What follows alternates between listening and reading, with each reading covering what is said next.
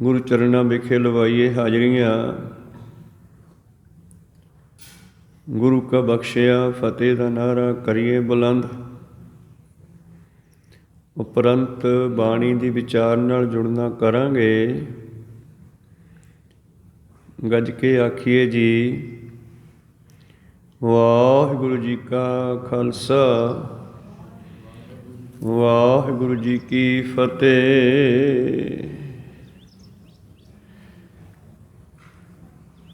ਸਤਨਾਮ ਸ੍ਰੀ ਵਾਹਿਗੁਰੂ ਸਾਹਿਬ ਜੀ।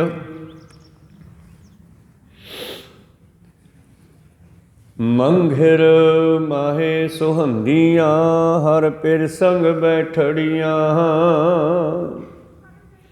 ਤਿਨ ਕੀ ਸ਼ੋਭਾ ਕਿਆ ਗਣੀ ਜੇ ਸਾਹਿਬ ਮੇਲੜੀਆਂ।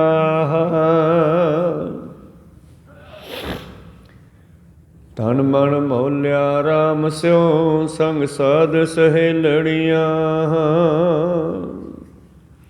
ਵਾਹਿਗੁਰੂ। ਇਹ ਪਵਿੱਤਰ ਸ਼ਬਦ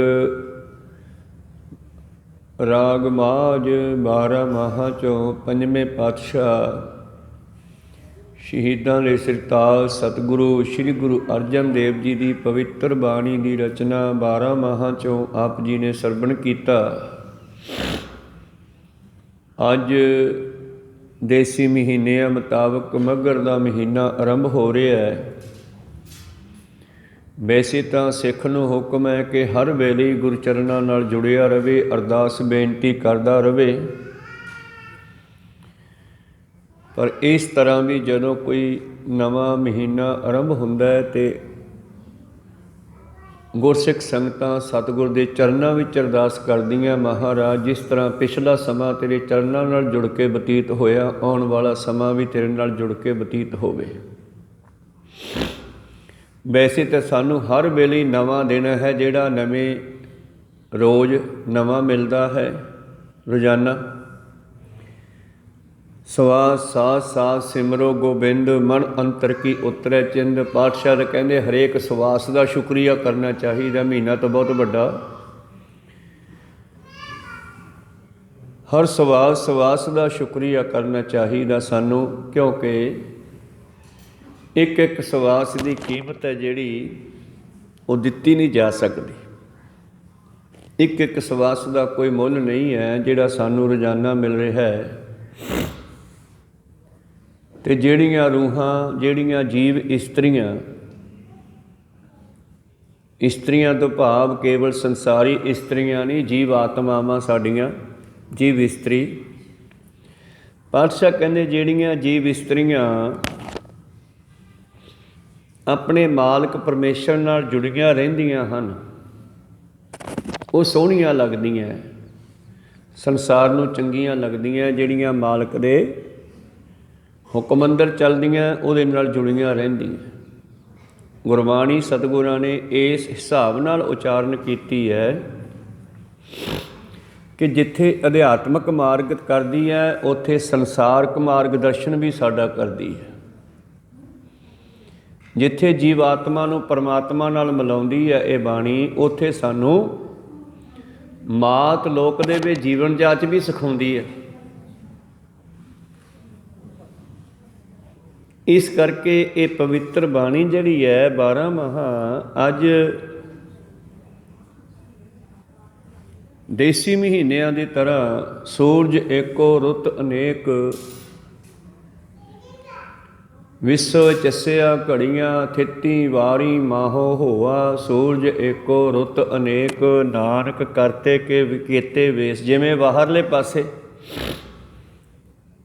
ਇੱਕ ਸੂਰਜ ਦੇ ਨਾਲ ਜੁੜੇ ਹੋਏ ਸਮੇਂ ਦੀ ਵੰਡ ਕੀਤੀ,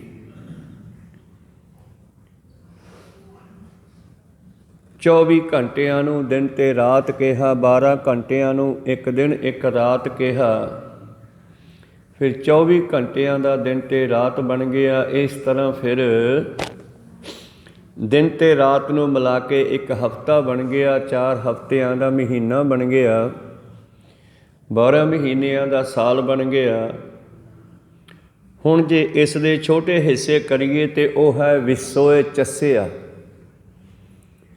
ਵਿਸਵਾ ਚੱਸਾ ਇਹ ਸਾਡੀਆਂ ਪਲਕਾਂ ਦੇ ਝਪਕਣ ਜਿੰਨੇ ਸਮੇਂ ਨੂੰ ਲੈ ਕੇ ਸਮਾਂ ਬਣਾਇਆ ਗਿਆ ਸੀ। ਬਾਹਰ ਤਾਂ ਹੁਣ ਆਪਾਂ ਬਣਾਤਾ ਨਾ ਸਕਿੰਟ, ਮਿੰਟ, ਘੰਟਾ, 24 ਘੰਟੇ, 365 ਦਿਨ, ਇੱਦਾਂ ਬਣਾ ਦਿੱਤਾ। ਪਰ ਪੁਰਾਣੇ ਸਮੇਂ ਰਿਸ਼ੀਆਂ ਨੇ ਸਮੇਂ ਦੀ ਗਿਣਤੀ ਕੀਤੀ। ਸਾਡੇ ਪਲਕ ਦੇ ਝਪਕਣ ਜਿੰਨੇ ਸਮੇਂ ਨੂੰ ਸਭ ਤੋਂ ਸਮੇਂ ਦਾ ਛੋਟਾ ਹਿੱਸਾ ਮੰਨਿਆ ਗਿਆ। ਕਹੋ ਸਤਨਾਮ ਸੀ। ਫਿਰ ਉਸ ਦੇ ਅੱਗੇ ਤੋਂ ਅੱਗੇ ਗਿਣਤੀਆਂ ਕਰਕੇ ਗੁਰੂ ਪਿਆਰਿਓ ਫਿਰ ਉਸ ਨੂੰ ਘੜੀ ਬਣਾਈ ਗਈ। 24 ਮਿੰਟਾਂ ਦੀ ਘੜੀ ਹੁੰਦੀ ਆ। ਵਿਸੋਏ ਚੱਸਿਆ ਘੜੀਆਂ, ਪਹਿਰਾਂ, ਫਿਰ ਉਹ ਤੋਂ ਪਹਿਰ ਮਨਾਏ ਗਏ।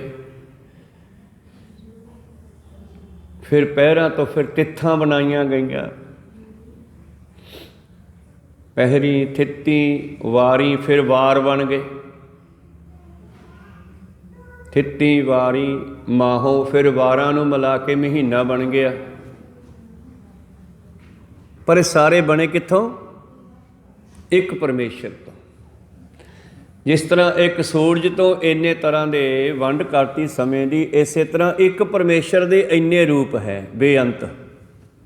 ਸੂਰਜ ਏਕੋ ਰੁੱਤ ਅਨੇਕ, ਨਾਨਕ ਕਰਤੇ ਕੇ ਕੀਤੇ ਵੇਸ। ਫਿਰ ਸੂਰਜ ਦੇ ਹਿਸਾਬ ਨਾਲ ਰੁੱਤਾਂ ਵੰਡੀਆਂ ਗਈਆਂ। 3 ਮਹੀਨਿਆਂ ਦੀ ਇੱਕ ਰੁੱਤ ਮੰਨੀ ਗਈ। ਤੋ ਕਹਿਣ ਤੋਂ ਭਾਵ ਹੈ ਕਿ ਸਿਆਣਿਆਂ ਨੇ, ਮਹਾਂਪੁਰਸ਼ਾਂ ਨੇ, ਰੱਬ ਦੇ ਪਿਆਰਿਆਂ ਨੇ ਇਸ ਤਰ੍ਹਾਂ ਸਾਡਾ ਸੰਸਾਰਕ ਜੀਵਨ ਵੀ ਸਫਲ ਕੀਤਾ ਅਤੇ ਅਧਿਆਤਮਿਕ ਕੀਤਾ। ਜਿੱਥੋਂ ਇਹ ਰੀਤ ਚੱਲੀ, ਮੈਂ ਇਸ ਦੀ 12 ਮਾਹਾਂ ਦੇ ਰਚਨ ਦਾ ਕਾਰਨ ਦੱਸ ਦੇਵਾਂ। ਬੀਬੀਆਂ ਨੂੰ ਬੇਨਤੀ ਹੈ, ਗੱਲਾਂ ਬਾਹਰ ਜਾ ਕਰੋ। ਤਾਂ ਗੁਰੂ ਪਿਆਰਿਓ, ਜਿਸ ਵੇਲੇ ਧੰਨ ਧੰਨ ਸ਼੍ਰੀ ਗੁਰੂ ਅਰਜਨ ਦੇਵ ਜੀ ਮਹਾਰਾਜ ਸ੍ਰੀ ਅੰਮ੍ਰਿਤਸਰ ਸਾਹਿਬ ਵਿਖੇ ਵਿਰਾਜਮਾਨ ਹਨ, ਸੰਗਤਾਂ ਨੂੰ ਤਾਰ ਰਹੇ ਹੈ, ਤਾਂ ਇੱਕ ਦਿਨ ਉਹਨਾਂ ਦੇ ਕੋਲ ਇੱਕ ਪੰਡਤ ਆਇਆ, ਵੇਦਾਂ ਦਾ ਗਿਆਤਾ। ਆਪਾਂ ਗਿਆਨੀ ਕਹਿ ਦਿੰਦੇ ਹਾਂ, ਪਹਿਲਾਂ ਪੰਡਤ ਕਹਿ ਦਿੰਦੇ ਸੀ। ਹੌਲੀ ਹੌਲੀ ਪੰਡਿਤ ਜਾਂ ਬ੍ਰਾਹਮਣ ਇੱਕ ਜਾਤ ਬਣ ਗਈ। ਅਸਲ ਵਿੱਚ ਪੰਡਿਤ ਦਾ ਮਤਲਬ ਹੈ ਜਿਹੜਾ ਵੇਦਾਂ ਨੂੰ ਪੜ੍ਹਦਾ ਸੀ। ਕਹੋ ਸਤਨਾਮ। ਵੇਦਾਂਤੀ, ਵੇਦਾਂ ਨੂੰ ਪੜ੍ਹਨ ਵਾਲਾ। ਉਸ ਪੰਡਿਤ ਨੇ ਆ ਕੇ ਸਤਿਗੁਰਾਂ ਨੂੰ ਬੇਨਤੀ ਕੀਤੀ, ਮਹਾਰਾਜ ਮੈਂ ਤੁਹਾਡੀਆਂ ਸੰਗਤਾਂ ਨੂੰ ਮਹੀਨਾ ਸੁਣਾ ਦਿਆ ਕਰਾਂ, ਕਿਉਂਕਿ ਪੁਰਾਣੇ ਸਮੇਂ 'ਚ ਹਿੰਦੂ ਮੱਤ ਵਿੱਚ ਅਨੇਕਾਂ ਤਰ੍ਹਾਂ ਦੇ ਰੀਤੀ ਰਿਵਾਜ ਬਣੇ ਹੋਏ ਆ। ਜਦੋਂ ਇਹ ਦੇਸੀ ਮਹੀਨਾ ਆਰੰਭ ਹੁੰਦਾ ਸੀ ਤੇ ਲੋਕਾਂ ਨੂੰ ਉਹ ਦੇਸੀ ਮਹੀਨੇ ਦੀ ਕਥਾ ਸੁਣਾਉਂਦੇ ਸੀ, ਦੇਸੀ ਮਹੀਨੇ ਦੇ ਬਾਰੇ ਦੱਸਦੇ ਸੀ, ਔਰ ਜਨਤਾ ਉਹਨਾਂ ਨੂੰ ਕੁਝ ਮੱਥਾ ਟੇਕ ਦਿੰਦੀ, ਉਹਨਾਂ ਦਾ ਰੋਜੀ ਰੋਟੀ ਚੱਲਦੀ ਸੀ। ਹੌਲੀ ਹੌਲੀ ਜਦੋਂ ਸਤਿਗੁਰਾਂ ਨੇ ਸਾਨੂੰ ਕੁਝ ਗਿਆਨ ਬਖਸ਼ਿਸ਼ ਕਰਕੇ ਇਹਨਾਂ ਕਰਮਕਾਂਡਾਂ ਤੋਂ ਬਾਹਰ ਕੱਢਿਆ ਤੇ ਉਹਨਾਂ ਨੇ ਇੱਕ ਹੋਰ ਰੀਤ ਬਣਾ ਦਿੱਤੀ ਬਈ ਜਦੋਂ ਦੇਸੀ ਮਹੀਨਾ ਆਰੰਭ ਹੋਵੇ ਪਹਿਲਾਂ ਪੰਡਤ ਦੇ ਮੁੱਖੋਂ ਸੁਣਨਾ। ਆਪਦੀ ਆਪ ਮਹੀਨੇ ਦਾ ਨਾਂ ਨਹੀਂ ਲੈਣਾ ਗਾ, ਭਾਵੇਂ ਪਤਾ ਵੀ ਹੋਵੇ। ਤੁਸੀਂ ਵੇਖ ਲਿਓ ਪੁਰਾਣੀਆਂ ਬਜ਼ੁਰਗ ਮਾਈਆਂ ਨੂੰ, ਉਹਨਾਂ ਨੂੰ ਪਤਾ ਵੀ ਹੋਵੇਗਾ ਵੀ ਅੱਜ ਮੱਘਰ ਦਾ ਮਹੀਨਾ ਚੜ੍ਹਿਆ, ਪਰ ਫਿਰ ਵੀ ਕਿਸੇ ਮਨੁੱਖ ਨੂੰ, ਕਿਸੇ ਗਿਆਨੀ ਨੂੰ, ਕਿਸੇ ਪੰਡਤ ਨੂੰ ਪੁੱਛਣਗੀਆਂ, ਬਾਬਾ ਜੀ ਮਹੀਨਾ ਕਿਹੜਾ? ਮਤਲਬ ਪਤਾ ਹੁੰਦਾ, ਪਰ ਮਤਲਬ ਕਿ ਇੱਕ ਰੀਤ ਬਣਾ ਦਿੱਤੀ ਵੀ ਸਾਡੇ ਪੰਡਤਾਂ ਦੇ ਮੁੱਖੋਂ ਸੁਣੋਗੇ ਫਿਰ ਤੁਹਾਡਾ ਮਹੀਨਾ ਸਫਲਾ ਹੋਊਗਾ।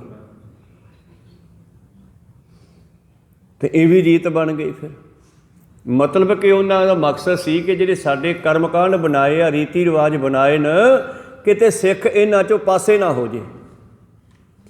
ਤੇ ਉਸ ਪੰਡਤ ਨੇ ਆ ਕਰਕੇ ਗੁਰੂ ਅਰਜਨ ਦੇਵ ਪਾਤਸ਼ਾਹ ਨੂੰ ਕਿਹਾ ਕਿ ਮਰ ਮੈਂ ਤੁਹਾਡੇ ਜਿਹੜੇ ਸਿੱਖ ਹੈ ਤੁਹਾਡੀ ਸੰਗਤ ਨੂੰ ਮਹੀਨਾ ਸੁਣਾ ਦਿਆ ਕਰਾਂ। ਤੇ ਧੰਨ ਗੁਰੂ ਅਰਜਨ ਦੇਵ ਜੀ ਸਹਿਜ ਸੁਭਾ ਕਹਿੰਦੇ ਸੁਣਾ ਦਿਆ ਕਰ ਭਾਈ। ਹੁਣ ਉਹ ਮਹੀਨੇ ਬਾਅਦ ਆਉਣ ਲੱਗਿਆ। ਜਿੱਦਣ ਮਹੀਨਾ ਚੜ੍ਹਦਾ ਦੇਸੀ ਉਦਣ ਉਹ ਦੱਸਣ ਲੱਗਿਆ ਵੀ ਅੱਜ ਭਾਈ ਫਲਾਨਾ ਮਹੀਨਾ ਹੈ, ਇਸ ਮਹੀਨੇ ਦੀ ਆਹ ਰਾਸ਼ੀਆਂ ਰੂਸ਼ੀਆਂ ਵਗੈਰਾ ਵਗੈਰਾ। ਮਤਲਬ ਮਕਸਦ ਸੀਗਾ ਉਸ ਸਮੇਂ ਦੇ ਅਖੌਤੀ ਧਰਮ ਦੇ ਮੁਖੀ ਬ੍ਰਾਹਮਣ ਦਾ ਵੀ ਜਿਹੜਾ ਬਾਬੇ ਨਾਨਕ ਨੇ ਅਲੱਗ ਪੰਥ ਚਲਾਤਾ ਕਿਤੇ ਅਲੱਗ ਹੀ ਨਾ ਰਵੇ, ਸਾਡੇ ਨਾਲ ਸਾਡੇ ਵਿੱਚ ਮਿਕਸ ਰਲ ਗੋਭਾ ਹੋ ਜਾਵੇ, ਮਿਲ ਗੋਭਾ ਹੋ ਜਾਵੇ। ਇਸ ਵਾਸਤੇ ਕੋਸ਼ਿਸ਼ਾਂ ਉਦੋਂ ਵੀ ਕੀਤੀਆਂ ਗਈਆਂ ਅਤੇ ਅੱਜ ਵੀ ਕੀਤੀਆਂ ਜਾ ਰਹੀਆਂ। ਜਦੋਂ ਕਿ ਇਹ ਨਿਰੋਲ ਧੰਨ ਗੁਰੂ ਨਾਨਕ ਦੇਵ ਜੀ ਨੇ ਇੱਕ ਪੰਥ ਚਲਾਇਆ, ਜਿਨ੍ਹਾਂ ਦਾ ਪ੍ਰਕਾਸ਼ ਦਿਹਾੜਾ ਵੀ ਆ ਰਿਹਾ ਹੈ। ਧੰਨ ਧੰਨ ਸ਼੍ਰੀ ਗੁਰੂ ਨਾਨਕ ਦੇਵ ਮਹਾਰਾਜ ਜੀ ਦਾ ਨਾਨਕ ਨਿਰਮਲ ਪੰਥ ਚਲਾਇਆ, ਮਾਰਿਆ ਸਿੱਕਾ ਜਗਤ ਵਿੱਚ। ਸਿੱਕਾ ਹੁੰਦਾ ਭਾਵ ਆਪਣਾ ਹੁਕਮ, ਆਪਣੇ ਬਚਨ, ਆਪਣਾ ਗਿਆਨ ਦੁਨੀਆ ਵਿੱਚ ਵੰਡਿਆ ਅਤੇ ਇੱਕ ਨਿਰਮਲ ਪੰਥ, ਨਿਰਮਲ ਮਾਰਗ ਚਲਾਇਆ, ਦੁਨੀਆ ਦਾ ਮਾਰਗ ਦਰਸ਼ਨ ਕੀਤਾ। ਹੁਣ ਕਾਫੀ ਸਮਾਂ ਉਹ ਪੰਡਤ ਕਥਾ ਸੁਣਾਉਂਦਾ ਰਿਹਾ ਅਤੇ ਹੁਣ ਸਿੱਖਾਂ ਨੇ ਮੱਥਾ ਤਾਂ ਗੁਰੂ ਅਰਜਨ ਦੇਵ ਜੀ ਨੂੰ ਟੇਕਣਾ ਸੀ ਨਾ, ਨਮਸਕਾਰ ਉਹਨਾਂ ਨੂੰ ਕਰਨੀ ਸੀ। ਇਹੋ ਜਿਹੇ ਅਨੇਕਾਂ ਹੀ ਗਿਆਨੀ ਦੁਨੀਆ ਵਿੱਚ ਗੁਰੂ ਪੈਦਾ ਕਰ ਸਕਦਾ ਹੈ, ਅਨੇਕਾਂ ਹੀ ਬਣਾ ਸਕਦਾ ਹੈ। ਪਰ ਪੰਡਤ ਨੂੰ ਹੰਕਾਰ ਹੋ ਗਿਆ ਅਤੇ ਇੱਕ ਦਿਨ ਸੰਗਤਾਂ ਨੂੰ ਕਹਿੰਦਾ ਵੀ ਤੁਸੀਂ ਮਹੀਨਾ ਤਾਂ ਮੈਥੋਂ ਸੁਣਦੇ ਹੋ ਅਤੇ ਕਥਾ ਆਪਣਾ ਮੱਥਾ ਤੁਸੀਂ ਗੁਰੂ ਅਰਜਨ ਦੇਵ, ਮੈਨੂੰ ਮੱਥਾ ਟੇਕਿਆ ਕਰੋ, ਕਹੋ ਸਤਿਨਾਮ ਸ੍ਰੀ, ਮੈਨੂੰ ਮੱਥਾ ਟੇਕਿਆ ਕਰੋ, ਮੈਂ ਤੁਹਾਨੂੰ ਮਹੀਨਾ ਸੁਣਾਉਣਾ। ਅਤੇ ਸਿੱਖ ਸੰਗਤਾਂ ਨੇ ਪਾਤਸ਼ਾਹ ਨੂੰ ਦੱਸਿਆ, ਮਹਾਰਾਜ ਪੰਡਤ ਇੱਦਾਂ ਕਹਿਣਾ। ਕਹਿੰਦੇ ਕੋਈ ਗੱਲ ਨਹੀਂ।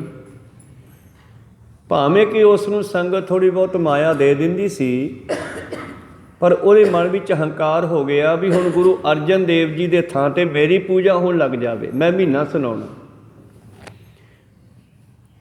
ਅਤੇ ਜਦੋਂ ਸੰਗਤਾਂ ਨੇ ਇੱਦਾਂ ਨਾ ਕੀਤਾ ਅਤੇ ਇਹ ਪੰਡਤ ਕਹਿੰਦੇ ਇੱਕ ਵਾਰ ਮਹੀਨੇ 'ਤੇ ਨਾ ਆਇਆ, ਜਿਵੇਂ ਅੱਜ ਮਹੀਨਾ ਚੜ੍ਹੇ ਨਵਾਂ, ਉਹ ਨਾ ਆਇਆ ਜਦ ਪਾਤਸ਼ਾਹ ਕਹਿੰਦੇ ਵੀ ਉਹ ਪੰਡਤ ਆਇਆ ਨਹੀਂ, ਵੀ ਉਹਨੂੰ ਬੁਲਾ ਕੇ ਲਿਆਓ, ਅੱਜ ਮਹੀਨਾ ਚੜ੍ਹਿਆ ਕਿ ਕਥਾ ਸੁਣਾਵੇ ਮਹੀਨੇ ਦੀ ਆ ਕੇ।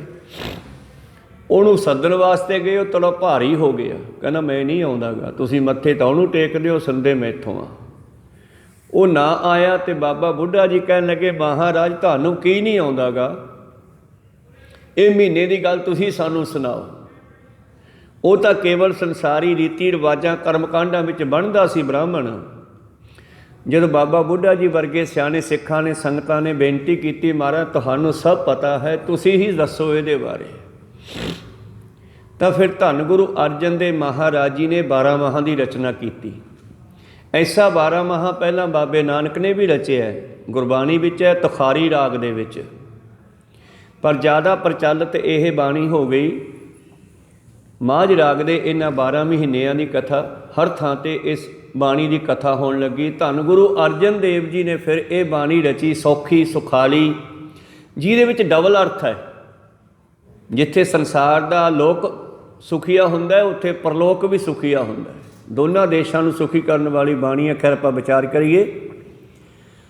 ਮੰਗਰ ਮਾਹੇ ਸੁਹੰਦੀਆਂ ਹਰ ਪਿਰ ਸੰਗ ਬੈਠੜੀਆਂ, ਜਿਹੜੀਆਂ ਜੀਵ ਇਸਤਰੀਆਂ, ਜਿਵੇਂ ਤੁਸੀਂ ਸਾਰੇ ਜੀਵ ਇਸਤਰੀ ਹੋ, ਸਾਡੀ ਆਤਮਾ ਇਸਤਰੀ ਹੈ, ਗੁਰੂ ਪਰਮਾਤਮਾ ਹੈ, ਕਹੋ ਸਤਿਨਾਮ। ਆਪਾਂ ਸੋਹਣੇ ਲੱਗਦੇ ਹਾਂ, ਗੁਰੂ ਚਰਨਾਂ 'ਚ ਬਹਿੰਦੇ ਜੇ ਰੋਜ਼, ਅਤੇ ਇੱਕ ਉਹ ਵੀ ਮਨੁੱਖ ਹੈ ਜਿਹੜਾ ਸ਼ਰਾਬ ਪੀ ਕੇ ਨਸ਼ੇ ਖਾ ਕੇ ਗਲੀਆਂ 'ਚ ਲਿਟਿਆ ਪਿਆ, ਉਹਨੂੰ ਕੌਣ ਸੋਹਣਾ ਕਹਿੰਦਾ, ਕਹੋ ਸਤਿਨਾਮ। ਸੁਹੰਦੀਆਂ ਦਾ ਦੂਸਰਾ ਅਰਥ ਹੈ ਸੁਖੀ ਵਸਦੀਆਂ। ਸੰਸਾਰੀ ਤੌਰ 'ਤੇ ਜਿਹੜੀ ਇਸਤਰੀ ਪਤੀ ਪਤਨੀ ਦਾ ਆਪਸੀ ਪਿਆਰ ਹੋਵੇ, ਆਪਸੀ ਗੱਲਬਾਤ ਜਿਹੜੀ ਹੈ ਮਿਲਵਰਤਨ ਹੋਵੇ, ਇੱਕ ਦੂਜੇ ਦੇ ਹੁਕਮ ਮੰਨਦੇ ਹੋਣ, ਇੱਕ ਦੂਜੇ ਦੀ ਗੱਲ ਸੁਣਦੇ ਹੋਣ, ਤਾਂ ਉਸ ਘਰ ਦੇ ਵਿੱਚ ਵੀ ਸਵਰਗ ਆ, ਉਸ ਘਰ ਦੇ ਵਿੱਚ ਹੀ ਸੁੱਖ ਆ, ਉਹਦੇ ਘਰ ਵਿੱਚ ਸਭ ਕੁਝ ਹੈ। ਉਹ ਇਸਤਰੀਆਂ ਸੋਹਣੀਆਂ ਲੱਗਦੀਆਂ ਜਿਹੜੀਆਂ ਮਾਲਕ ਦੇ ਨਾਲ ਰਹਿੰਦੀਆਂ, ਮਾਲਕ ਦੇ ਕੋਲ ਬਹਿੰਦੀਆਂ, ਮਾਲਕ ਦੀ ਗੱਲ ਸੁਣਦੀਆਂ।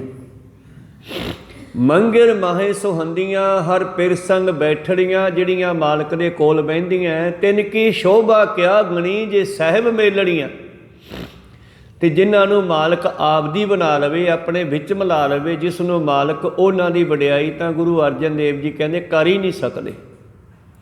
ਜਿਸ ਤਰ੍ਹਾਂ ਗੁਰੂਆਂ ਦੇ ਬਹੁਤ ਸਾਰੇ ਅਨੰਨ ਪਿਆਰੇ ਸਿੱਖ ਹੋਏ, ਭਾਵੇਂ ਕਿ ਸਿੱਖ ਸੰਗਤਾਂ ਬਹੁਤ ਹੈ, ਪਰ ਉਹਨਾਂ ਵਿੱਚੋਂ ਕੁਝ ਐਸੇ ਵੀ ਸਿੱਖ ਹੋਏ ਜਿਨ੍ਹਾਂ ਨੇ ਸਤਿਗੁਰਾਂ ਤੋਂ ਆਪਾ ਵਾਰ ਦਿੱਤਾ, ਜਾਨਾਂ ਵਾਰ ਦਿੱਤੀਆਂ, ਆਪਣਾ ਸਭ ਕੁਝ ਜਿਨ੍ਹਾਂ ਨੇ ਗੁਰੂਆਂ ਤੋਂ ਵਾਰ ਦਿੱਤਾ। ਜਿਵੇਂ ਭਾਈ ਲਹਿਣਾ ਜੀ, ਜਿਸ ਵੇਲੇ ਗੁਰੂ ਨਾਨਕ ਦੇਵ ਜੀ ਦੀ ਹਜ਼ੂਰੀ ਵਿੱਚ ਆਏ ਅਤੇ ਉਹਨਾਂ ਨੇ ਉਹਨਾਂ ਦੇ ਕੋਲੋਂ ਗਿਆਨ ਪ੍ਰਾਪਤ ਕੀਤਾ, ਅਤੇ ਸਤਿਗੁਰੂ ਨਾਨਕ ਦੇਵ ਮਹਾਰਾਜ ਜੀ ਨੇ ਉਹਨਾਂ ਦੇ ਪਿਆਰ ਨੂੰ ਦੇਖ ਕੇ ਉਹਨਾਂ ਨੂੰ ਆਪਣੇ ਵਿੱਚ ਮਿਲਾ ਲਿਆ, ਆਪਦੇ ਬਣਾ ਲਿਆ, ਭਾਵ ਉਹਨਾਂ ਨੂੰ ਗਿਆਨ ਦੇ ਕਰਕੇ ਆਪਦਾ ਰੂਪ ਬਣਾ ਦਿੱਤਾ।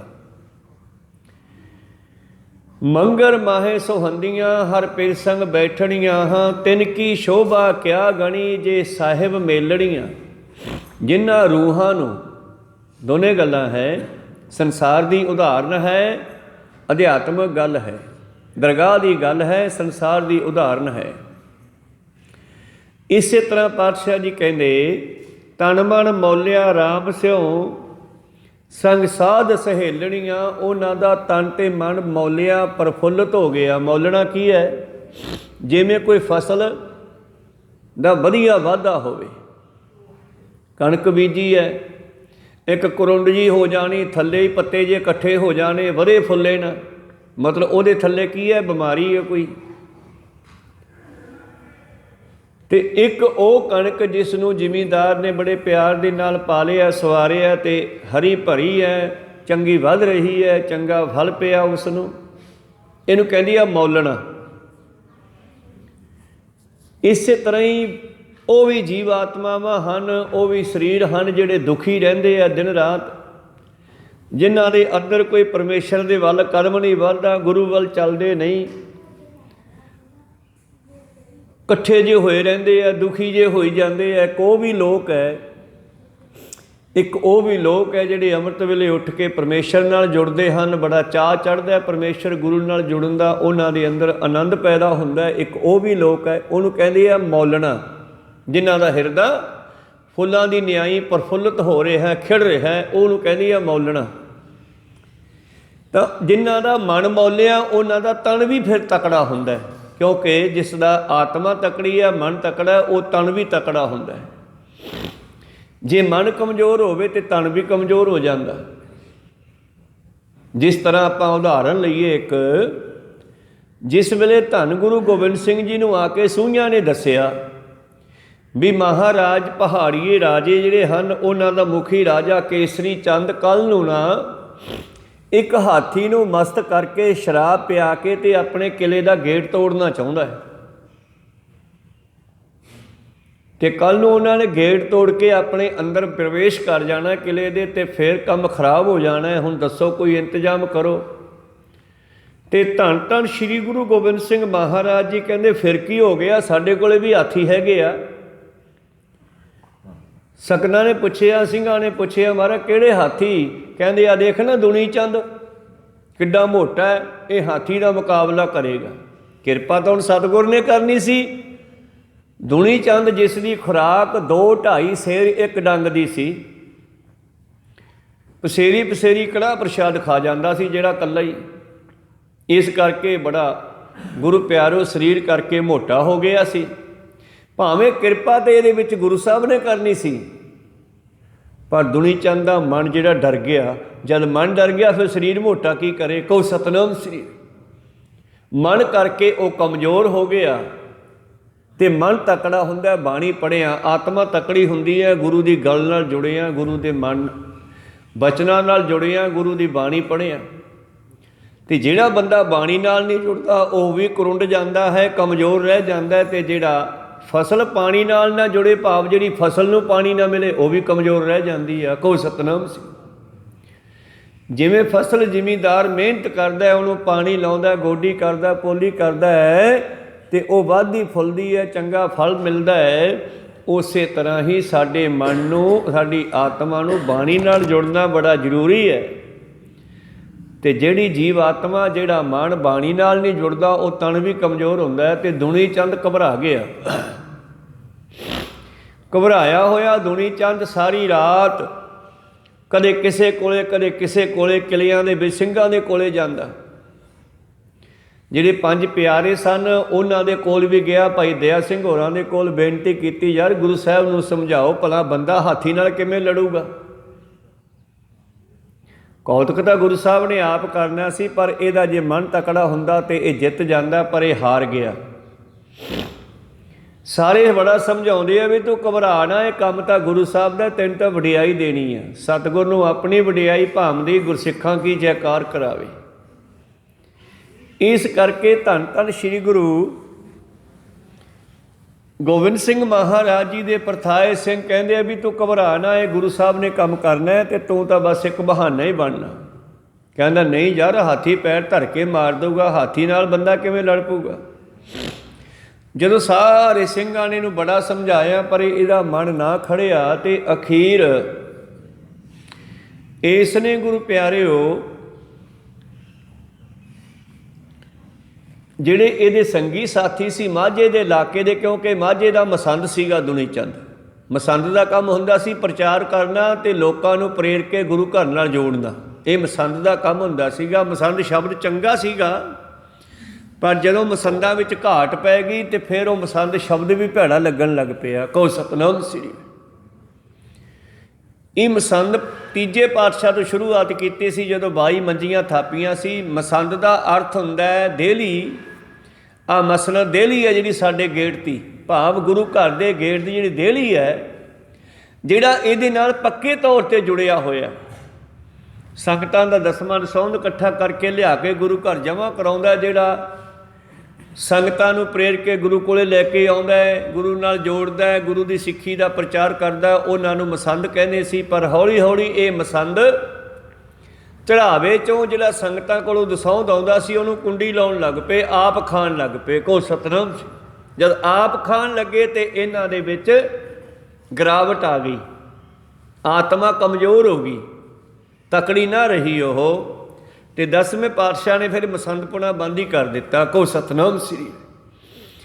ਇਸ ਮਸੰਦ ਸੀਗਾ ਦੁਨੀ ਚੰਦ ਮਾਝੇ ਦੇ ਇਲਾਕੇ ਦਾ, ਜਿਨ੍ਹਾਂ ਨੌਜਵਾਨਾਂ ਨੂੰ ਇਹ ਲੈ ਕੇ ਆਇਆ ਸੀ ਪ੍ਰੇਰ ਕੇ ਜੰਗ ਦੇ ਵਾਸਤੇ।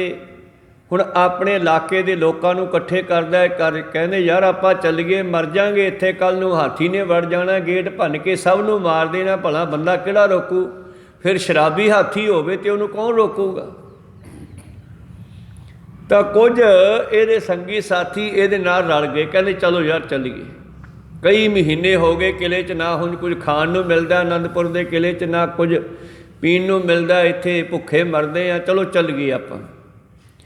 ਤਾਂ ਉਹ ਦੁਨੀ ਚੰਦ ਨਾਲ ਨਿਕਲੇ ਸੀ, ਜਿਨ੍ਹਾਂ ਨੂੰ ਦੁਨੀਆ ਕਹਿ ਦਿੰਦੀ ਨਾ ਬੇਦਾਵਾ ਲਿਖ ਕੇ ਗਏ, ਅਸਲ ਵਿੱਚ ਇਹ ਚੋਰੀਆਂ ਗਏ ਸੀਗੇ। ਬੇਦਾਵਾ ਰਾਮਿਆਣੀ ਦੀ ਧਰਤੀ 'ਤੇ ਲਿਖਿਆ ਗਿਆ। ਕਹੋ ਸਤਨਾਮ ਸ੍ਰੀ।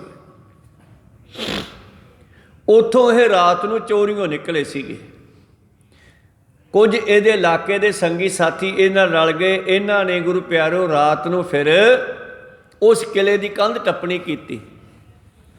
ਤੇ ਕਿਲੇ ਦੀ ਕੰਧ ਟੱਪਦਿਆਂ ਹੋਇਆਂ ਇਹਨਾਂ ਨੇ ਇੱਕ ਰੱਸਾ ਬਣਾਇਆ ਪੱਗਾਂ ਦਾ,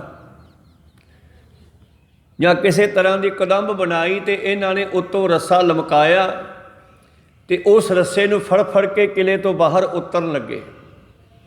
ਹੁਣ ਜਿਹੜੇ ਹਲਕੇ ਸਰੀਰ ਦੇ ਸੀਗੇ ਉਹ ਤਾਂ ਉਤਰ ਗਏ ਰੱਸਾ ਫੜ ਕੇ, ਉਹ ਪੱਗ ਫੜ ਕੇ, ਜਾਂ ਜੋ ਵੀ ਬਣਾਈ ਕਦੰਬ ਇਹਨਾਂ ਨੇ। ਪਰ ਇਹ ਦੁਨੀ ਚੰਦ ਬਹੁਤ ਭਾਰੀ ਸਰੀਰ ਦਾ ਸੀ। ਜਦੋਂ ਇਹ ਉਤਰਨ ਲੱਗਿਆ ਤੇ ਉਹ ਰੱਸਾ ਟੁੱਟ ਗਿਆ ਤੇ ਇਹਦੀ ਡਿੱਗਦੇ ਹੀ ਲੱਤ ਟੁੱਟ ਗਈ, ਥੱਲੇ ਡਿੱਗਿਆ ਜਾ ਕੇ ਕਿਲੇ ਤੋਂ ਬਾਹਰ। ਜਦੋਂ ਇਹ ਲੱਤ ਟੁੱਟ ਗਈ, ਹੁਣ ਜਿਹੜੇ ਸੰਗੀ ਸਾਥੀ ਸੀ ਉਹ ਇਸ ਨੂੰ ਫਟਾਫਟ ਚੱਕ ਕੇ ਤੇ ਲੈ ਗਏ ਪਿੰਡ ਨੂੰ, ਤੇ ਮਾਝੇ ਦੇ ਇਲਾਕੇ 'ਚ ਪਹੁੰਚ ਗਏ, ਜਿਹੜਾ ਇਹਦਾ ਨਗਰ ਹੈ, ਨਗਰ ਵਿੱਚ ਪਹੁੰਚ ਗਏ ਤੇ ਇਸ ਨੂੰ ਘਰੇ ਲਿਜਾ ਬਿਠਾਇਆ ਰੱਖਿਆ। ਪਰਿਵਾਰ ਨੇ ਪੁੱਛਿਆ ਕੀ ਹੋ ਗਿਆ, ਕਹਿੰਦੇ ਆਹ ਗੱਲ ਹੋ ਗਈ, ਅਸੀਂ ਕੰਧ ਟੱਪ ਕੇ ਆਉਂਦੇ ਸੀ ਤੇ ਇਹ ਡਿੱਗ ਪਿਆ, ਲੱਤ ਟੁੱਟ ਗਈ ਇਸ ਦੀ।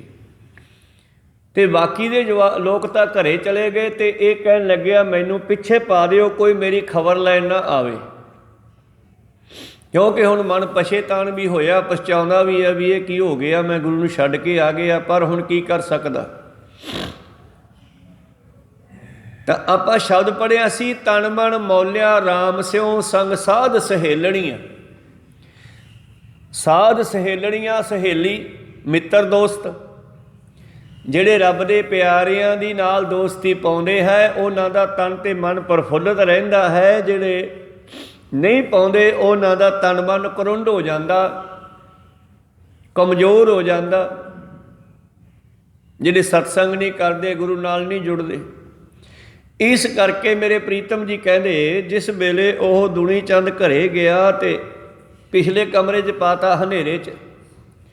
ਹੁਣ ਹਨੇਰੇ ਵਿੱਚ ਠੂਹੇ ਕਿਰਲੀਆਂ ਸੱਪ ਆਦਿ ਪੈਦਾ ਹੋ ਜਾਂਦੇ ਆ, ਤੇ ਉੱਥੇ ਕਹਿੰਦੇ ਹਨੇਰੇ ਕਮਰੇ ਵਿੱਚ ਕੋਈ ਸੱਪ ਆ ਗਿਆ। ਜਦੋਂ ਕਿਤੇ ਅੱਧੀ ਰਾਤ ਨੂੰ ਇਹ ਬਾਥਰੂਮ ਵਾਸਤੇ ਉੱਠ ਕੇ ਇੱਧਰ ਉੱਧਰ ਜਾਣ ਲੱਗਿਆ ਤੇ ਥੱਲੇ ਪੈਰ ਰੱਖਿਆ ਤੇ ਰੱਖਦਿਆਂ ਹੀ ਇਸ ਦੇ ਉਹ ਸੱਪ ਲੜ ਗਿਆ। इधर धन गुरु गोबिंद सिंह जी नूं तड़के दसिया ਸਿੰਘਾਂ ने महाराज अपना हाथी तो भज गया। किहड़ा हाथी भज गया जी? दुनी चंद। दुनी चंद भज गया। कहते जी रात ना वो अपने कुछ साथियों नूं लैके कंध टप गए तो पता लग्या भी डिग्गण वेले उसकी लत्त टुट गई। कहो सतनाम श्री। तो धन गुरु गोबिंद सिंह जी सहज सुभा कहन लगे फिर घरे जाके किहड़ा बच जूगा कि उत्थे मौत नहीं आ सकती बंदे नूं, इत्थों मौत तो डरदा भज्जिया ਉਹੀ गल होई। लात टुट्टी कंध टपदियां मरिया सप लड़के, ढाडियां ने गाया कवीशरा ने। इस तरह वो घरे जाके दुनी चंद मर गया। तो इधर गुरु साहब जी कहते फिर की हो गया? हाथी भज गया। तो शेर भी हाथी का मुकाबला कर लेंदा। कहो सतनाम श्री। महाराज जी शेर केड़ा? कहते शेर शेर वो भाई बचित्र सिंह। कहो सतनाम श्री। कहते बचित्र सिंह हथ बन के खड़ा हो गया। उरे आ। हाँ महाराज तू हाथी मोड़ना है। और एक दुनी चंद जिहड़ा बड़ा पेटू सी शरीर करके बड़ा भारी शरीर दा सी, एक ये भाई बचित्र सिंह जिहड़ा पतले जे शरीर दा ते मधरे कद दा। हुण इत्थे की तकड़ा है? मन। मन तकड़ा ते तन भी तकड़ा है। जे मन कमज़ोर है तो तन भी कमज़ोर है, भावें किड्डा भी मोटा होवे। को सतनाम श्री। गुरु कीआं फौजां कई महीने किले विच भुखियां रह के भी मन करके तकड़ियां ते तन करके तकड़ियां ते सरकारी फौजां लखां की गिनती विच घेरा पा के बैठियां। वो मन करके कमज़ोर है ते तन करके भी हार जांदियां। कहो सतनाम श्री। आनंदपुर साहब के किले कोल भी हार के गए और चमकौर की गढ़ी विच भी पातशाह ने हरा दिते। पातशाह फिर सही सलामत उत्थों निकल गए लखां फौजां का खात्मा करवा के। कहो सतनाम श्री। इस तरह गुरु प्यारिओ तन मन मौलिया राम स्यों सग साध सहेलणियां, साध जना से बाहरी से रहन अकेलणियां। वो कला मर गया दुनी चंद, गुरु तो दूर जाके मर गया। मरना तो भावें सब नहीं है, पर अज उन्होंने याद करते हैं तो फिटकारां पैंदियां है। भाई बचित्र सिंह नूं याद करते हैं तो उन्होंने शाबाशी मिलती है। कहो सतनाम। मरना सब नहीं है, शरीर सब नहीं त्यागना है। इस करके इधर सतगुरां ने भाई बचित्र सिंह की ड्यूटी लाई तो बचित्र सिंह हथ बन के सामने आ गया। हुक्म करो जी। बस तड़के जो हाथी आना है ना तो सारी ब्योंतबंदी बनाती। एक दो सिंह उत्ते खड़ जन बाहरों निगाह रखन हाथी कित्थे आ रहे हैं। एक दो सिंह अंदरले पासे किले के गेट कोले खड़ जान, उपरले सिंह दसन बई हाथी आ गया, अंदरले गेट खोल देन। तो भाई बचित्र सिंह भी अंदर खड़ा होवे तो जदों हाथी का मत्था सामने आवे तो आह नागनी है ना, आह ये उहदे मत्थे च मारी, हाथी पुट्ठा भजूगा। कहो सतनाम श्री। क्योंकि हाथी का भी शरीर वड्डा है, दुनी चंद वांगू दिल बहुत छोटा है। कहते ये तो जे सुंड में कीड़ी लड़ जाए ना तो भी चीका मारन लग जाता। कहो सतनाम। इन समझ नहीं आती। तो इधर गुरु साहब की कृपा भी सीगी ते सारी ब्योंतबंदी की गई, मोर्चाबंदी की गई। भाई बचित्र सिंह अंदरले पासे घोड़े ते खड़ गया, बह गया, और दो सिंह किले के गेटां नूं फड़ के खड़ गए और दो सिंह उत्ते खड़ गए ये दसन वास्ते कि हाथी ऐन किले के गेट को आ, क्योंकि किते गेट टुट ना जाए, टक्कर मार के उदों पहला गेट पासे कर देना खोल के। उपरलिया ने इशारा किया, हेठलिया ने गेट खोलिया तो लैंदियां ही भाई बचित्र सिंह ने नागनी ऐसी मारी, कहते हाथी का मत्था पाड़ के नागनी पार टप गई और दो तीन गेड़े दे करके गुरु प्यारिओ बाहर कढ़ी ते हाथी चीकां मारदा पुट्ठा मुड़िया। हजे हाथी पुट्ठा मुड़िया नहीं, हौली हौली मुड़दा ना, शरीर का बड़ा भारी हुंदा। हुण घबरा गया हाथी, सुंड दे नाल सीधी तलवार बन्नी हुई आ। ते जिस वेले हौली हौली मुड़न लग्या ते भाई दया सिंह दा, अपना भाई बचित्र सिंह दा दूसरा भाई उदय सिंह, उन्हें भी पातशाह तो आग्या लै ली सी। कहते जी मैनू भी सेवा बख्शो कोई। कहते तू की करेगा? कहता जी मैं हाथी उत्ते बैठे महावत का जां जिहड़ा राजा केसरी चंद उत्ते बैठा होया उहदा सिर वढ़ के लियाऊंगा। कोई सतनाम। जो भी उत्ते हाथी दे बैठा होया उन्हें मैं झटकाऊंगा। कहते ठीक है तू ये काम करी।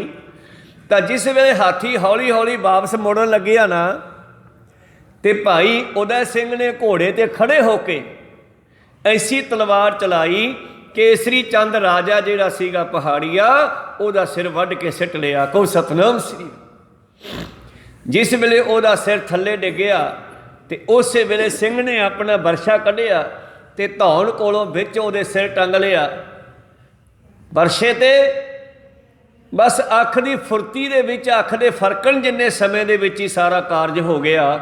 ਔਰ ਦੁਸ਼ਟਾਂ ਨੂੰ, ਪਹਾੜੀਆਂ ਨੂੰ ਭਾਜੜਾਂ ਪੈ ਗਈਆਂ, ਕਿਉਂਕਿ ਹਾਥੀ ਜਦ ਪੁੱਠਾ ਮੁੜਿਆ ਤੇ ਮਗਰ ਉਹਨਾਂ ਦੀ ਫੌਜ ਸੀ ਸਾਰੀ, ਉਹਨਾਂ ਦੀ ਬਿਉਂਤ ਸੀ। ਹਾਥੀ ਨੇ ਗੇਟ ਤੋੜ ਦੇਣਾ, ਅਸੀਂ ਸਾਰੇ ਧੱਕੇ ਨਾਲ ਅੰਦਰ ਵੜ ਜਾਾਂਗੇ ਤੇ ਜਾ ਕੇ ਸਿੱਖਾਂ ਨੂੰ ਫੜ ਲਾਂਗੇ। ਪਰ ਨਰ ਚਾਹਤ ਕਛ ਔਰ ਹੈ ਕੀ ਔਰ ਹੈ ਭਈ, ਚਿਤਮਤ ਰਹੋ ਠਗੌਰ ਨਾਨਕ ਫਾਂਸੀ ਗਲ ਭਰੀ। ਇਸ ਤਰ੍ਹਾਂ ਹਾਥੀ ਪੁੱਠਾ ਭੱਜ ਗਿਆ। ਪੁੱਠਾ ਭੱਜਿਆ ਹੀ ਨਹੀਂ, ਆਪਣੇ ਪੈਰਾਂ ਥੱਲੇ ਉਹਨਾਂ ਦੀ ਬਹੁਤ ਸਾਰੀ ਫੌਜ ਮਾਰ ਦਿੱਤੀ। ਕਰਾਉਂਦਾ ਹੋਇਆ ਸੁੰਡ ਨੂੰ ਹਿਲਾਉਂਦਾ ਬੜੀ ਤੇਜ਼ੀ ਦੇ ਨਾਲ, ਤੇ ਜਿਹੜੀ ਮੂਹਰੇ ਤਲਵਾਰ ਬੰਨੀ ਹੈ ਉਹਦੇ ਨਾਲ ਵੀ ਬਹੁਤ ਸਾਰੀ ਫੌਜ ਵੱਢੀ ਗਈ ਉਹਨਾਂ ਦੀ। ਕਹੋ ਸਤਨਾਮ ਸੀ। ਹੁਣ ਇੱਥੇ ਮੈਂ ਗੱਲ ਕਰਦਾ ਸੀ, ਤਨ ਮਨ ਮੌਲਿਆ ਰਾਮ ਸਿਉ ਸੰਗ ਸਾਧ ਸਹੇਲਣੀਆਂ। ਰੱਬ ਦੇ ਪਿਆਰਿਆਂ ਦੀ ਸੰਗਤ ਕਰਨ ਵਾਲੇ ਤਨ ਕਰਕੇ, ਮਨ ਕਰਕੇ ਤਕੜੇ ਹੋ ਜਾਂਦੇ ਹਨ, ਪ੍ਰਫੁੱਲਤ ਹੋ ਜਾਂਦੇ ਹੈ। ਮੱਘਰ ਦੇ ਮਹੀਨੇ ਰਾਹੀਂ ਪਾਤਸ਼ਾਹ ਕਹਿੰਦੇ ਜਿਹੜੇ ਆਪਣੇ ਮਾਲਕ ਨਾਲ ਜੁੜਦੇ ਆ। ਹੁਣ ਇੱਥੇ ਮੱਘਰ ਨਹੀਂ ਲਿਖਿਆ, ਤੁਸੀਂ ਸਾਰੇ ਮੱਘਰ ਕਹਿੰਦੇ ਹੋ, ਇੱਥੇ ਲਿਖਿਆ ਮੰਮੇ ਟਿੱਪੀ ਮੰਗ ਘੱਗੇ ਸਿਹਾਰੀ ਕਹੇ ਰਾਰਾ ਸਿਹਾਰੀ ਦੇ ਘਰ ਮੰਘਿਰ। ਮੰਘਿਰ ਦਾ ਮਤਲਬ ਅਰਥ ਕਰਾਂਗੇ ਜਦੋਂ ਜਿਹੜੇ ਮਨ ਨੂੰ ਮੋੜ ਕੇ ਆਪਣੇ ਘਰੇ ਰੱਖਦੇ ਆ, ਸ਼ਬਦ ਨਾਲ ਜੁੜਦੇ ਆ, ਜਿਹੜੇ ਆਪਣੇ ਹਿਰਦੇ ਵਿੱਚ ਰਹਿੰਦੇ ਹਨ। ਬੰਦੇ ਖੋਜ ਦਿਲ ਹਰ ਰੋਜ਼, ਨਾ ਫਿਰ ਪਰੇਸ਼ਾਨੀ ਮਾਹੇ, ਇਹ ਜੋ ਦੁਨੀਆ ਸਿਹਰ ਮੇਲਾ ਦਸਤਗੀਰੀ ਨਾਹੇ। ਤੋ ਜਿਹੜੇ ਆਪਣੇ ਅੰਦਰ ਬੈਠੇ ਹਰੀ ਨਾਲ ਜੁੜਦੇ ਹਨ ਉਹ ਸੁਖੀ ਵਸਦੇ ਹਨ, ਜਿਹੜੇ ਬਾਹਰ ਭਟਕਦੇ ਆ ਉਹ ਦੁਖੀ ਹੁੰਦੇ ਆ। ਮੇਰੇ ਪ੍ਰੀਤਮ ਜੀ ਕਹਿੰਦੇ ਅਖੀਰ ਕਹਿੰਦੇ ਉਦੈ ਸਿੰਘ ਨੇ ਉਹ ਲਿਆ ਕੇ ਸਿਰ ਨਾ ਪਾਤਸ਼ਾਹ ਜੀ ਦੇ ਚਰਨਾਂ ਵਿੱਚ ਸਿੱਟਿਆ। ਤੇ ਭਾਈ ਉਦੈ ਸਿੰਘ ਜੀ ਕਹਿੰਦੇ ਮਹਾਰਾਜ ਇਹਦੇ ਚਾਰਕ ਠੇਡੇ ਮਾਰੋ ਪਹਿਲਾਂ। ਕਹਿੰਦਾ ਸੀ ਮੈਂ ਗੁਰੂ ਸਾਹਿਬ ਨੂੰ ਫੜ ਕੇ ਲਿਆਉਂਗਾ। ਕਹੋ ਸਤਨਾਮ ਸ੍ਰੀ। ਤੇ ਖੁੱਦੋ ਖੁੰਡੀ ਖੇਡੀ ਫਿਰ ਉਸ ਕੇਸਰੀ ਚੰਦ ਦੇ ਸਿਰ ਨਾਲ ਸਿੰਘਾਂ ਨੇ ਉਹਦੇ ਵਿੱਚ ਖੈਰ ਮਨੋਬਿਰਤੀਆਂ ਉੱਥੇ ਰੱਖੀਏ। ਪ੍ਰੀਤਮ ਜੀ ਕਹਿ ਰਹੇ ਸੀ ਅੱਜ ਦੇ 12 ਮਾਹਾਂ ਦੇ ਸ਼ਬਦ ਰਾਹੀਂ, ਤਨ ਮਨ ਮੌਲਿਆ ਰਾਮ ਸਿਉ ਸੰਗ ਸਾਧ ਸਹੇਲਣੀਆਂ। ਸਾਧ ਜਣਾ ਤੇ ਬਾਹਰੀ ਸੇ ਰਹਿਣ ਅਕੇਲਣੀਆਂ। ਉਹ ਰੂਹਾਂ ਜਿਹੜੀਆਂ ਮਾਲਕ ਤੋਂ ਵਿਛੜ ਜਾਂਦੀਆਂ ਉਹ ਕੱਲੀਆਂ ਹੀ ਭਟਕਦੀਆਂ, ਜਿਵੇਂ ਦੁਨੀ ਚੰਦ ਦਾ ਹਾਲਤ ਹੋਈ। ਜਿਸ ਤਰ੍ਹਾਂ ਧੰਨ ਗੁਰੂ ਨਾਨਕ ਦੇਵ ਜੀ ਨੂੰ ਵਿਸਾਰ ਕੇ ਗੁਰੂ ਪਿਆਰਿਓ ਉਸ ਸੇਠ ਜਿਹੜਾ ਕਿ ਪਾਤਸ਼ਾਹ ਜੀ ਨੂੰ ਮਿਲਣ ਤੋਂ ਮਨੁੱਕਰ ਹੋ ਗਿਆ, ਘਰਵਾਲੀ ਨੂੰ ਕਹਿੰਦਾ ਕਹਿ ਦੇ ਬਾਬੇ ਨੂੰ ਉਹ ਘਰੇ ਨਹੀਂ ਹੈਗਾ। ਕਹੋ ਸਤਨਾਮ ਸ੍ਰੀ। ਜਿਸ ਵੇਲੇ ਪਾਤਸ਼ਾਹ ਜੀ ਮਿਲਣ ਗਏ, ਕਹਿੰਦੇ ਚੱਲ ਮਰਦਾਨੇ ਆਪਣੇ ਉਹ ਮਿੱਤਰ ਨੂੰ ਮਿਲ ਕੇ ਆਈਏ। ਤੇ ਅਖੀਰ ਗੁਰੂ ਪਿਆਰਿਓ ਘਰਵਾਲੀ ਕਹਿੰਦੀ ਬਾਬਾ ਉਹ ਘਰੇ ਹੈ ਨਹੀਂ ਗਾ। ਬਾਬਾ ਜੀ ਕਹਿੰਦੇ ਤਥਾ ਅਸਤੂ ਨਹੀਂ ਹੋਣਾ ਭਾਈ। ਤੇ ਅਖੀਰ ਪਾਤਸ਼ਾਹ ਜੀ ਮੁੜ ਕੇ ਫਿਰ ਫੁਰਨੀ ਤੇ ਆ ਕੇ ਬੈਠ ਗਏ। ਤੇ ਗੁਰੂ ਪਿਆਰਿਓ ਸੇਠ ਨੂੰ ਅੰਦਰ ਸੱਪ ਲੜ ਗਿਆ ਤੇ ਉਹ ਵੀ ਮਰ ਗਿਆ। ਫਿਰ ਚੱਕ ਕੇ ਮੰਜੇ ਤੇ ਪਾ ਕੇ ਭੱਜੇ। ਬਾਬਾ ਜੀ ਬਾਹਰ ਬੈਠੇ ਸੀ ਫਿਰਨੀ ਤੇ, ਕਹਿੰਦੇ ਮਹਾਰਾਜ ਬਚਾਓ। ਕਹਿੰਦੇ ਭਾਈ ਇਹ ਮੂਲਾ ਖੱਤਰੀ ਕਿੱਥੇ ਸੀਗਾ? ਕਹਿੰਦੇ ਜੀ ਘਰੇ ਹੀ ਸੀਗਾ। ਤੇ ਪਾਤਸ਼ਾਹ ਕਹਿੰਦੇ ਹੁਣ ਤਾਂ ਘਰੇ ਹੈ ਨਹੀਂ, ਭਾ ਮਰ ਗਿਆ, ਹੁਣ ਸਰੀਰ 'ਚ ਹੈ ਨਹੀਂ ਨਾ ਇਹ। ਕਹਿੰਦੇ ਹੁਣ ਤਾਂ ਇਹ ਘਰੇ ਹੈ ਨਹੀਂ, ਹੁਣ ਤਾਂ 10ਵੇਂ ਜਾਮੇ ਸਾਂਭਾਂਗੇ। ਸਾਧ ਜਣਾ ਤੇ ਬਾਹਰੀ ਸੇ ਰਹਿਣ ਅਕੇਲੜੀਆਂ। ਉਹ ਭਟਕ ਜਾਂਦੀਆਂ ਜਿਹੜੀਆਂ ਮਾਲਕ ਨੂੰ ਛੱਡ ਕੇ ਆਪਣੀ ਮਨਮਰਜ਼ੀ ਕਰਦੀਆਂ। ਤਿੰਨ ਦੁੱਖ ਨ ਕਬਹੂ ਉਤਰੈ ਸੇ ਜਮ ਕੇ ਵਸ ਪੜੀਆਂ। ਤੇ ਫਿਰ ਉਸ ਮੂਲੇ ਖੱਤਰੀ ਨੂੰ ਗੁਰੂ ਪਿਆਰਿਓ ਕਿੰਨੀਆਂ ਜੂਨਾਂ ਭੋਗਣੀਆਂ ਪਈਆਂ 10ਵੇਂ ਜਾਮੇ ਤੱਕ। ਤੇ 10ਵੇਂ ਜਾਮੇ ਵਿੱਚ ਪਾਤਸ਼ਾਹ ਜੀ ਨੇ ਫਿਰ ਉਸ ਮੂਲੇ ਖੱਤਰੀ ਨੂੰ ਜੰਗਲਾਂ ਵਿੱਚੋਂ ਭਟਕਦੇ ਹੋਏ ਲੱਭਿਆ। ਤੇ ਸਿੰਘਾਂ ਨੂੰ ਕਹਿੰਦੇ ਲੱਭ ਗਿਆ, ਲੱਭ ਗਿਆ। ਕੌਣ ਲੱਭ ਗਿਆ ਮਹਾਰਾਜ? ਕਹਿੰਦੇ ਉਹ ਜਿਹੜਾ ਖਰਗੋਸ਼ ਫਿਰਦਾ। ਕਹਿੰਦੇ ਅੱਛਾ ਜੀ।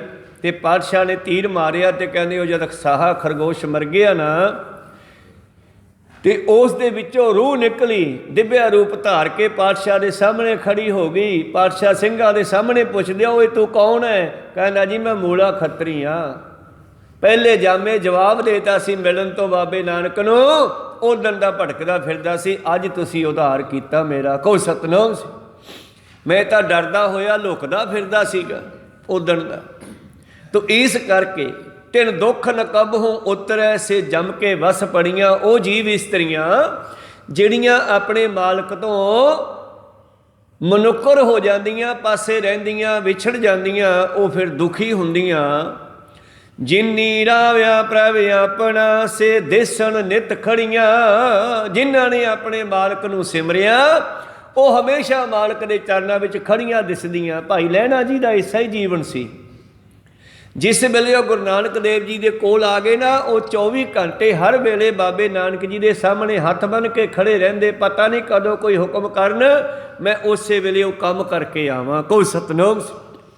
ਤੇ ਜਿਨ੍ਹਾਂ ਦਾ ਐਸਾ ਜੀਵਨ ਹੁੰਦਾ ਹੈ ਉਹ ਹਮੇਸ਼ਾ ਮਾਲਕ ਦੇ ਦਰ 'ਤੇ ਪ੍ਰਵਾਨ ਹੋ ਜਾਂਦੀਆਂ। ਜਿਵੇਂ ਧਰੂ ਨੇ ਭਗਤੀ ਕੀਤੀ ਤੇ ਪਰਮੇਸ਼ਰ ਨੇ ਪੁੱਛਿਆ ਵੀ ਦੱਸ ਤੈਨੂੰ ਕੀ ਚਾਹੀਦਾ? ਕਹਿਣ ਲੱਗੇ ਜੀ ਮੈਨੂੰ ਕੁਛ ਨਹੀਂ ਚਾਹੀਦਾ, ਆਪ ਜੀ ਦੇ ਦਰ 'ਤੇ ਬੈਠਣ ਦਾ ਸਮਾਂ ਬਖਸ਼ੋ, ਆਪ ਦੇ ਚਰਨਾਂ ਵਿੱਚ ਨਿਵਾਸ ਬਖਸ਼ੋ। ਤੇ ਪਾਤਸ਼ਾਹ ਕਹਿਣ ਲੱਗੇ, ਅਕਾਲ ਪੁਰਖ ਕਹਿਣ ਲੱਗੇ ਠੀਕ ਹੈ, ਹਜੇ ਤੇਰਾ ਸਮਾਂ ਰਹਿੰਦਾ, ਤੂੰ ਰਾਜ ਭਾਗ ਕਰ, ਸੰਸਾਰ ਨੂੰ ਸੁੱਖ ਦੇ। ਜਦੋਂ ਸਮਾਂ ਸਮਾਪਤ ਹੋ ਗਿਆ ਮੈਂ ਤੈਨੂੰ ਸੱਚਖੰਡ ਦੇ ਗੇਟ 'ਤੇ ਬਿਠਾ ਦੂੰਗਾ, ਮੇਰੇ ਆਉਂਦੇ ਜਾਂਦੇ ਦੇ ਦਰਸ਼ਨ ਕਰੀ ਚੱਲੀ। ਕਹੋ ਸਤਨਾਮ। ਅੱਜ ਉਹ ਧਰੂ ਜਿਹੜਾ ਕਹਿੰਦੇ ਪਰਮੇਸ਼ਰ ਦੇ ਦਰ 'ਤੇ ਬੈਠਾ, ਪ੍ਰੀਤਮ ਜੀ ਕਹਿੰਦੇ ਦਿਸਣ ਨਿਤ ਖੜੀਆਂ। ਰਤਨ ਜਵਾਹਰ ਲਾਲ ਹਰ ਕੰਠ ਤਿੰਨਾ ਜੜੀਆ। ਸੰਸਾਰੀ ਮਨੁੱਖ ਹੈ ਜਿਹੜਾ ਉਹ ਹੁਕਮ ਮੰਨਣ ਵਾਲੀ ਆਪਣੀ ਇਸਤਰੀ ਨੂੰ ਤਰ੍ਹਾਂ ਤਰ੍ਹਾਂ ਦੇ ਗਹਿਣੇ ਕੱਪੜੇ ਆਪਣੇ ਜੇਬ ਦੇ ਮੁਤਾਬਕ, ਵਿੱਤ ਮੁਤਾਬਕ ਲਿਆ ਕੇ ਦਿੰਦਾ। ਤੇ ਪਰਮੇਸ਼ਰ ਕੀ ਦਿੰਦਾ ਹੈ? ਉਹ ਜਿਨ੍ਹਾਂ ਦੇ ਗਲੇ ਦੇ ਵਿੱਚ ਰਤਨ ਜਵਾਹਰ ਲਾਲ ਹਰ ਕੰਠ ਤਿੰਨਾ ਜੜੀਆ। ਹੁਣ ਕੰਠ ਗਲਾ ਸੰਸਾਰੀ ਅਰਥ ਹੈ, ਗਲੇ ਦੇ ਬਾਹਰਲੇ ਪਾਸੇ ਹਾਰ ਆਦਿ ਹੀਰੇ ਜਵਾਹਰਾਤਾਂ ਦੇ ਪਾਉਣੇ, ਤੇ ਅੰਦਰਲੇ ਪਾਸੇ ਜਿਹੜਾ ਹਾਰ ਹੈ ਉਹ ਵਾਹਿਗੁਰੂ ਵਾਹਿਗੁਰੂ ਵਾਹਿਗੁਰੂ ਵਾਹਿਗੁਰੂ ਦਾ ਪਾਉਣਾ, ਰਾਮ ਰਾਮ ਦਾ ਪਾਉਣਾ, ਨਾਮ ਜਪਣ ਦਾ ਪਾਉਣਾ। ਜਿਨ੍ਹਾਂ ਨੇ ਹਰੀ ਦੇ ਨਾਮ ਦਾ ਸ਼ਿੰਗਾਰ ਕੀਤਾ, ਜਿਹੜੀਆਂ ਇਸਤਰੀਆਂ ਨੇ, ਜੀਵ ਇਸਤਰੀਆਂ ਨੇ। ਜੀਵ ਇਸਤਰੀ ਜਦ ਕਹਾਂਗੇ ਤੇ ਆਪਾਂ ਦੋਨੇ ਆ ਜਾਣੇ ਆ, ਮਨੁੱਖ ਵੀ ਇਸਤਰੀ ਹੈ। ਇਸ ਜੱਗ ਮੈਂ ਪੁਰਖ ਏਕ ਹੈ, ਹੋਰ ਸਗਲੀ ਨਾਰ ਸਵਾਈ। ਕਿਉਂਕਿ ਸਾਰਿਆਂ ਵਿੱਚ ਆਤਮਾ ਹੈ, ਆਤਮਾ ਇਸਤਰੀ ਆ, ਪਰਮਾਤਮਾ ਪੁਰਖ ਹੈ, ਪੁਰਖ ਇੱਕੋ ਹੀ ਆ। ਭਾਵੇਂ ਦੁਨੀਆ ਵਿੱਚ ਨਰ ਮਾਦਾ ਦੇ ਜੋੜੇ ਬਣਾਏ ਆ, ਇਹ ਦੁਨੀਆ ਨੂੰ ਭਰੀ ਰੱਖਣ ਵਾਸਤੇ ਆ। ਕਹੋ ਸਤਨਾਮ ਸ੍ਰੀ ਵਾਹਿਗੁਰੂ। ਤੋ ਪ੍ਰੀਤਮ ਜੀ ਕਹਿੰਦੇ ਰਤਨ ਜਵਾਹਰ ਲਾਲ ਹਰ ਕੰਠ ਤਿੰਨਾ ਜੜੀਆ। ਜਿਨ੍ਹਾਂ ਦੇ ਗਲੇ ਵਿੱਚ ਹਰੀ ਦੇ ਨਾਮ ਦਾ ਹਾਰ ਪਾਇਆ ਹੁੰਦਾ। ਤੇ ਹਿੰਦੂ ਮਤ ਵਿੱਚ ਇੱਕ ਧਾਗਾ ਪਾਇਆ ਹੁੰਦਾ ਬੀਬੀਆਂ ਦੇ ਗਲ ਵਿੱਚ, ਤੇ ਉਸ ਧਾਗੇ ਨੂੰ ਆਪਣੇ ਪਤੀ ਦੀ ਨਿਸ਼ਾਨੀ ਮੰਨਦੀਆਂ। ਉਹ ਉਸ ਨੂੰ ਸਾਰੀ ਉਮਰ ਲਾਉਂਦੀਆਂ ਨਹੀਂ। ਉਹਨੂੰ ਕੀ ਕਹਿੰਦੀਆਂ? ਮੰਗਲ ਸੂਤਰ। ਅਰਥ ਇਹਦਾ ਕੀ ਹੈ? ਮਾਲਕ ਦੀ ਖੁਸ਼ੀ ਵਿੱਚ ਬੱਝੀਆਂ ਹੋਈਆਂ। ਕਹੋ ਸਤਨਾਮ। ਮੰਗਲ ਹੁੰਦਾ ਖੁਸ਼ੀਆਂ, ਸੂਤਰ ਹੁੰਦਾ ਬੱਝਿਆ ਹੋਇਆ। ਪਰ ਸਿੱਖ ਜਿਹੜਾ ਹੈ ਮਾਲਕ ਦੇ ਹੁਕਮ ਦੇ ਵਿੱਚ ਬੱਝਿਆ ਹੋਇਆ, ਮੰਗਲ ਸੂਤਰ 'ਚ ਨਹੀਂ ਬੱਝਿਆ ਹੋਇਆ। ਕਹੋ ਸਤਨਾਮ। ਉਹ ਉਦਾਹਰਨ ਹੈ ਸੰਸਾਰ ਦੀ, ਉਹ ਪੁਰਾਣੇ ਰੀਤੀ ਰਿਵਾਜ ਹੈ। ਪਰ ਸਿੱਖ ਜਿਹੜਾ ਹੈ ਉਹ ਮਾਲਕ ਦੇ ਹੁਕਮ ਦੇ ਵਿੱਚ ਬੱਝਿਆ ਹੋਇਆ ਚੱਲਦਾ ਹੈ, ਜਿਵੇਂ ਮਾਲਕ ਹੁਕਮ ਕਰਦਾ ਹੈ। ਆਖਰੀ ਪੰਕਤੀਆਂ ਵਿੱਚ ਬਾਬਾ ਜੀ ਕਹਿੰਦੇ ਰਤਨ ਜਵਾਹਰ ਲਾਲ ਹਰ ਕੰਠ ਤਿੰਨਾ ਜੜੀਆ। ਪੰਜਵੇਂ ਪ੍ਰੀਤਮ ਕਹਿੰਦੇ ਨਾਨਕ ਬਾਂਛੈ ਧੂੜ ਤਿੰਨ। ਇਹ ਨਾਨਕ, ਪੰਜਵੇਂ ਨਾਨਕ ਗੁਰੂ ਅਰਜਨ ਦੇਵ ਜੀ ਕਹਿੰਦੇ ਮੈਂ ਉਹਨਾਂ ਦੇ ਚਰਨਾਂ ਦੀ ਧੂੜ ਮੰਗਦਾ ਹਾਂ, ਜਿਹੜੀਆਂ ਜੀਵ ਇਸਤਰੀਆਂ ਹਮੇਸ਼ਾ ਮਾਲਕ ਦੇ ਨਾਲ ਜੁੜੀਆਂ ਰਹਿੰਦੀਆਂ। ਉਹ ਚਾਹੇ ਮਨੁੱਖ ਹੈ ਚਾਹੇ ਇਸਤਰੀ ਹੈ।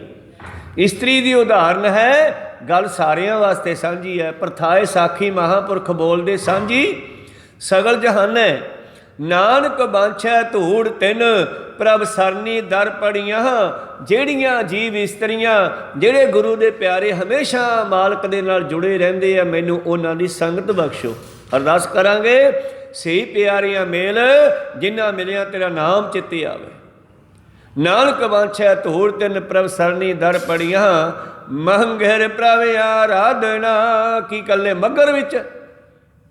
ਕੱਲੇ ਮੱਗਰ ਵਿੱਚ ਨਹੀਂ, ਇਹਦਾ ਅਰਥ ਹੈ ਮਨ ਨੂੰ ਮੋੜ ਕੇ ਅੰਦਰ ਬਿਠਾ ਕੇ ਪਰਮੇਸ਼ਰ ਨੂੰ ਸਿਮਰਿਆ ਕਰੋ। ਕਿਉਂਕਿ ਮਾਮਾ ਤੇ ਟਿੱਪੀ ਲਾਈ ਆ, ਜਦੋਂ ਇਸ ਦਾ ਸੰਧੀ ਛੇਦ ਅਰਥ ਕਰਾਂਗੇ ਨਾ, ਸੰਧੀ ਛੇਦ ਅਰਥ ਹੁੰਦਾ ਹੈ ਕੱਲੇ ਕੱਲੇ ਅੱਖਰ ਦਾ ਅਰਥ ਵੀ ਬਣਦਾ ਹੈ ਇਹਦੇ ਵਿੱਚ।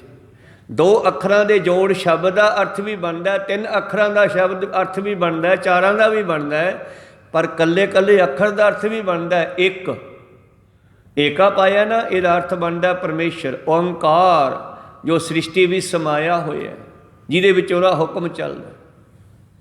ਤੋ ਖੈਰ ਮੰਮੇ ਟਿੱਪੀ ਦਾ ਅਰਥ ਹੈ ਮਨ ਨੂੰ ਮੋੜ ਕੇ, ਘੱਗੇ ਦਾ ਅਰਥ ਹੈ ਮੋੜ ਘਿਰ ਕੇ, ਮਨ ਨੂੰ ਅੰਦਰ ਬਿਠਾ ਕੇ ਹਰੀ ਦਾ ਨਾਮ ਜਪਿਆ ਕਰੋ। ਮੰਘਿਰ ਪ੍ਰਭ ਆਰਾਧਨਾ ਬਹੁੜ ਨਾ ਜਨਮੜੀਆ, ਉਹ ਰੂਹਾਂ ਦੁਆਰਾ ਫਿਰ ਜਨਮ ਲੈ ਕੇ ਟੇਢੀਆਂ ਜੂਨਾਂ ਵਿੱਚ ਪਰਵਿਰਤ ਨਹੀਂ ਹੋਣਗੀਆਂ। 84 ਲੱਖ ਜੂਨਾਂ ਚੋਂ ਕੱਢ ਕੇ ਮਾਲਕ ਉਹਨਾਂ ਨੂੰ ਆਪਣੇ ਵਿੱਚ ਮਿਲਾ ਲਵੇਗਾ।